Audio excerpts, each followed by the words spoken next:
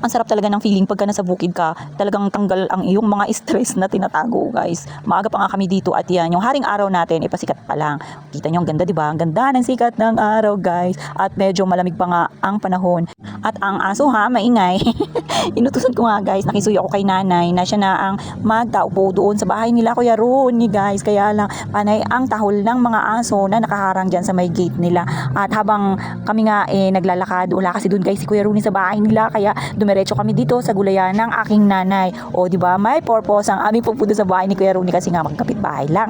At ako na rin ang nagbuhat dito kay Yayam. Alam ko kasi, guys, na kaya man ni nanay pero talagang mahirap ako kayang-kaya ko to, guys, si Yayam, kahit na medyo mabigat at sa ulo ko ito yung daan dito, guys, kahit na medyo maputik nga dahil nga bukid, guys.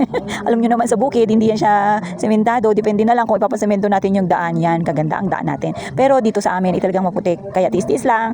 At ito na nga, guys, nandito na kami sa gulayan. Ayan, tamang pa picture muna at video si nanay. Tignan nyo nga yung araw natin, guys, napakataas ng araw. At alam nyo, wala dito ang nanay ko, hindi dito nakatira. Doon sa may taas, sa may homeland. At ito, guys, ay sa farmland ng nanay ko na wala namang nakatira. Ang nakatira dito, guys, parang nagbo-board lang yata sa pinagawa niyang maliit na bahay kubo. Yun sila lang, guys. Tapos may mga itik din dito na natira kasi dati.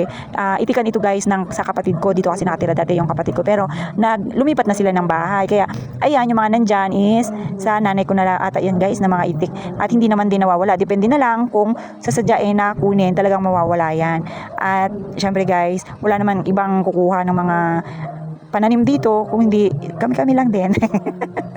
At ito nga, guys, yung anak ko hindi ko talaga maiwan, kaya si nanay na lang ang pinapakisuyuan ko na kumuha dahil nga, guys, baka mamaya maputikan pa or mahulog sa mga kanal-kanal, tayo naman yung maghihirap sa paglilinis, kaya iniingatan ko rin. At yan nga, guys, hindi na rin kami nagtagal dyan kasi nga bukod sa itong bulingit namin naiinip, gusto rin maglakad, which is hindi naman din pwede kasi nga sobrang putik talaga, guys, tapos sobrang bigat at ang kulit.